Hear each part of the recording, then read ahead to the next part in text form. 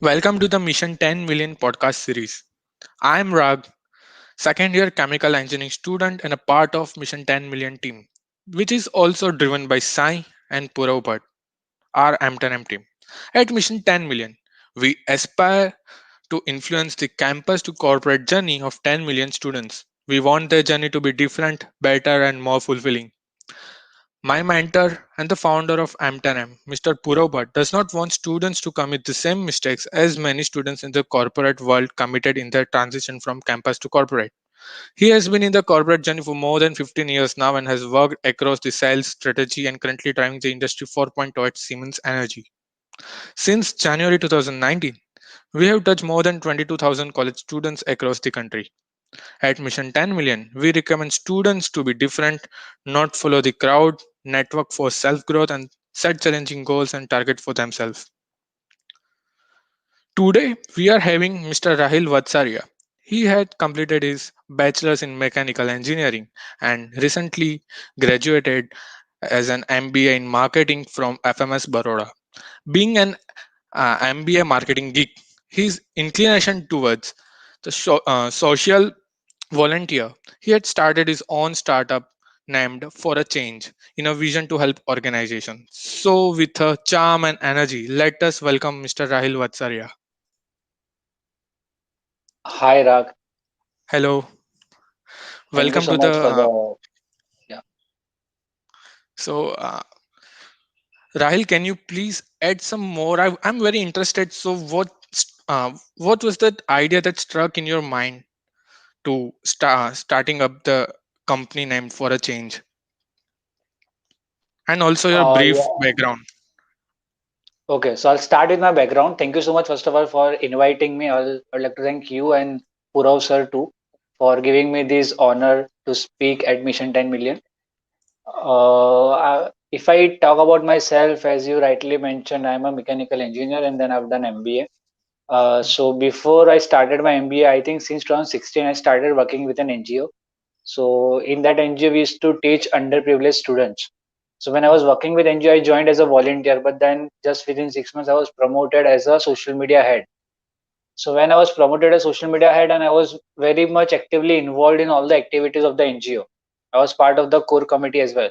So because of these reasons, I got to know a lot of loopholes in the system, and I got to know that we call digital India. We have digital tools for almost everything. Now, if you talk about accounting, if you talk about home automation, you see, so for any aspect of today's life, we have digital tools. We have something on available, some software available on internet that you can use. But when it comes to volunteering, when it comes to social cause, NGOs, no, we don't have any digital tools. So when I used to go to NGOs, the attendance was taken on paper. And at the end of the 6 months, if we have to identify who was the most active volunteer, it was a cumbersome task. We could not do it. Mhm. And so I was also given appreciation portfolio. So because of this, I got to know that okay, how appreciation is tough, to do. And for NGOs and for social sector, appreciation is the salary that you get, because everyone works nothing but acknowledgement, appreciation. So there were so many other loopholes like this, as I mentioned, and that this is how I got the idea of For a Change, that there should be a digital tool which can as the process of volunteering, which can as the process of donations. You take any aspect of bringing change in the society. For a Change will be there to provide a tool, a digital tool, an interface which will make the process easier. So that is how this idea came in my mind. And uh, definitely, many of students from your age are in the rat race, finding their jobs, and you have selected the other road, other option. So, what was your journey from campus to self-made entrepreneur? Okay. So actually, the way my journey has been, I have always worked with my studies since I was 18. So I had the responsibilities of my family on my shoulders at a very early age. So even when I was doing bachelor's, I had Hmm. to work full time to fulfill the financial obligations of my family as well as my studies. So I had this have I had this I was very used to this thing that working with studies. So that is how so when I decided to do MBA, I had this thing one thing in my mind that I will not work when I'm doing MBA. I just want to focus on studies. I made this clear to myself, and then I got into MBA. But due to the circumstances, it happened that I this idea came in my mind, and with my MBA only, I started working on this idea. So when I was, I think when I was in the second semester of MBA, this idea took the shape when there was an event called Startup 2020 held by NASCOM. So I participated with my friends in that event. Eventually, we just presented our idea and we got the first prize. So that motivated us, all of us, to do more. And eventually, then I carried out more research on it. We carried out the market research. Okay. So then, there was some other hassles, that I had to encounter. But uh, one thing was that, it is not easy. Like, as you said, that people are in the rat race. So it is not always easy to do entrepreneurship, because for the initial years you have to survive without any means of financial uh, Hmm. assistance. So this is the, I think, main reason for anyone who want to take on entrepreneurship, unless they have a family background which can support them or which can allow them to do something of their own without having any financial obligations, that allows. Otherwise, generally people quit entrepreneurship only because of this reason, that they don't have any financial means. So in my case, I had a backup like for me, which can help me financially. So I was also into digital marketing. As I said before, that I was working as a social media head. So I Hmm. started freelancing for digital marketing as a social media management and everything. So that was the source, and that is still the source of earning for me, which can help me to survive at least. I'm not making handsome amount of money, but I'm making money which can at least help me survive, so that I can focus on my startup. So I think this is Hmm. the main reason why people quit entrepreneurship, and this is how so people cannot, generally people say that, okay, my family doesn't allow me, they don't support me. But I think if you can just convince them to, you're doing something of your own which can help you survive. So you have to find out some reason. Maybe you can do freelancing or do some project work. Find out some means. You cannot just do startup, sit at home for 2 years, and you don't earn anything. You have to find some a way so that you can also earn money, and at the same time you can also give your time to start up. So this is something that I have done. So, as you have mentioned that you have faced many hassles during your journey. So, can we know what are the odds and difficulties you faced during your entrepreneur and entrepreneurship journey?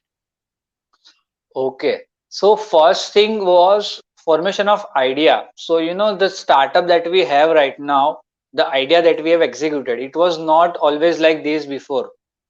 So initially the idea was something else. Then a lot of time has gone into shaping this idea. We did a lot of research. Even my friends helped me to do it, and we did a lot of research, and then idea eventually evolved. So first step was to find out to develop an idea which is feasible for market. So that was the first hassle. Because I had idea initially, but it was not viable for the market.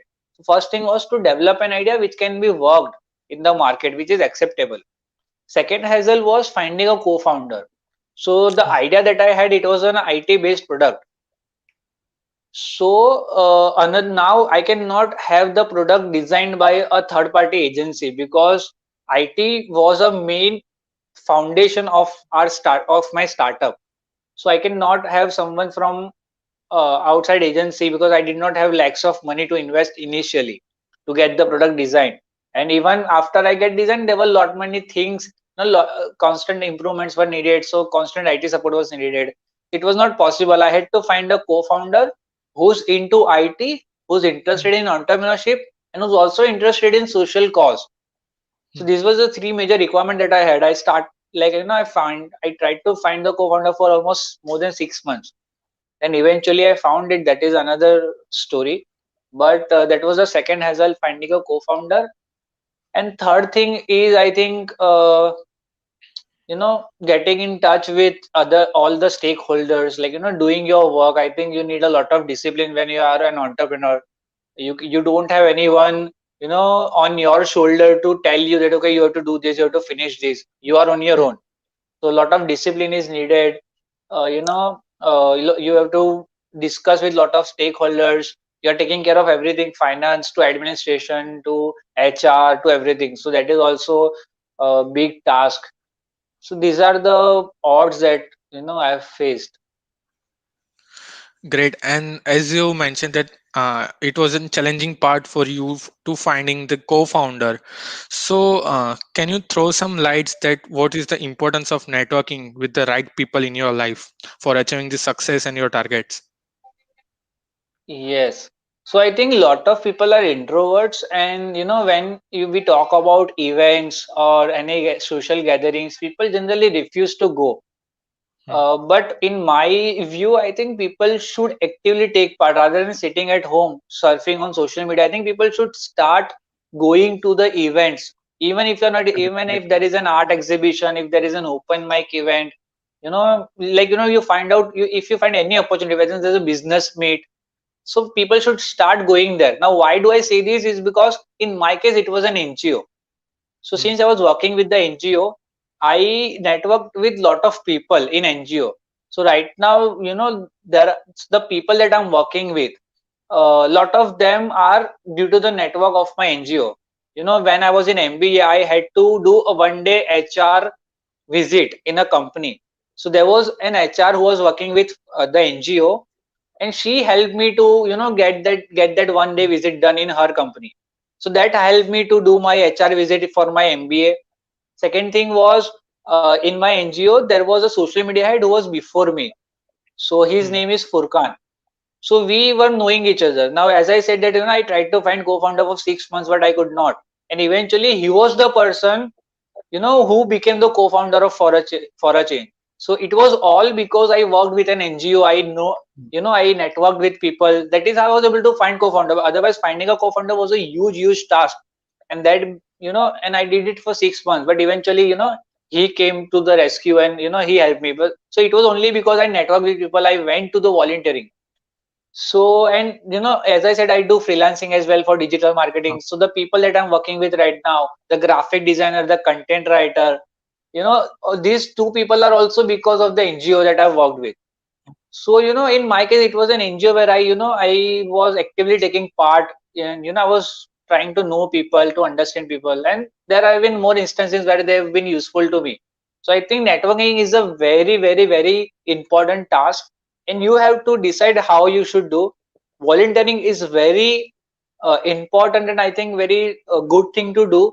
It will help everyone. Like, you are doing something for society, and you are also getting to know people who will be useful to you in some way or the other in future. So I think you should do volunteering, and you should take part in any other social gathering that are taking place around you. So summarizing your this statement, uh, every student which is pursuing their undergraduation, what I think it's my thought, they should be personally join some such kind of organization, or rather than a rotary club, it is the best, and just try to increase the networking, increase the network with the people, with the elders, so that they can by the end of 4 years they can have a lot of ample of opportunities in their hand. So maybe this is the Yes, best yes, strategy. Yeah. yes, So rightly summarized.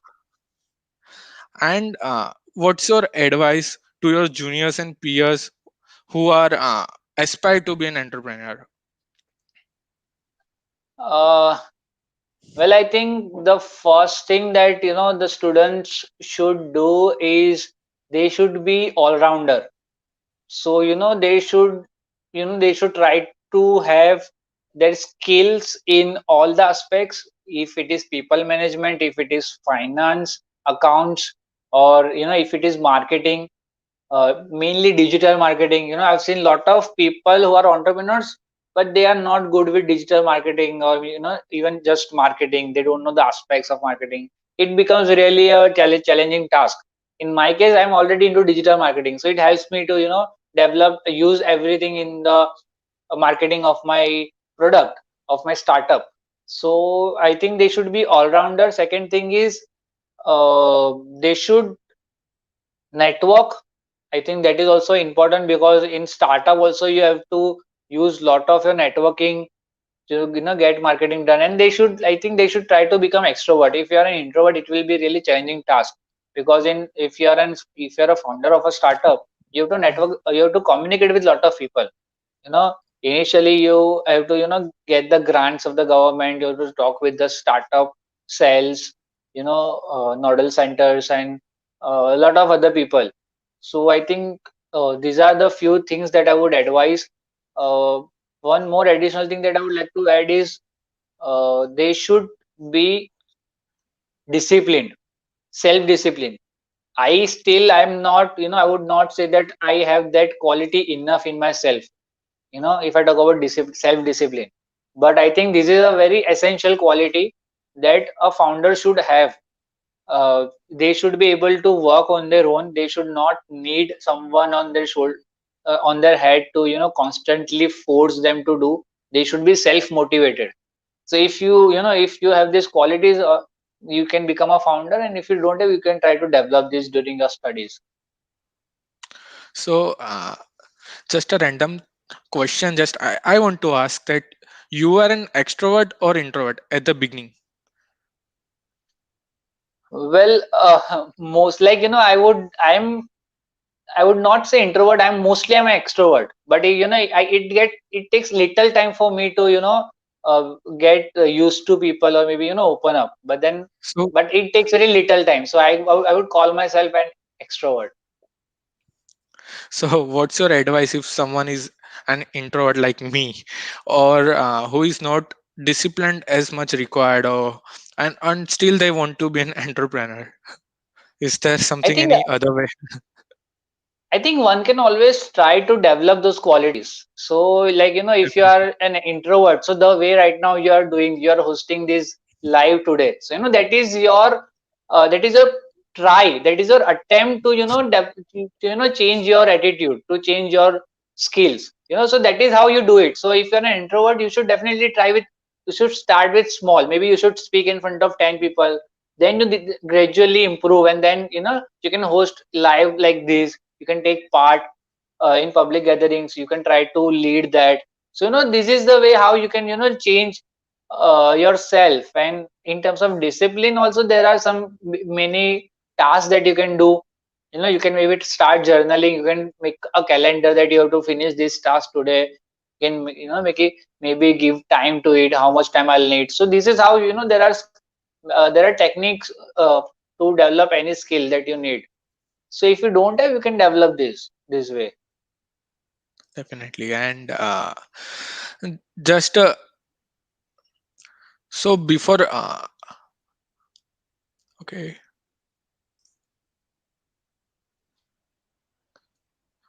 hello, have you changed my network so I am audible?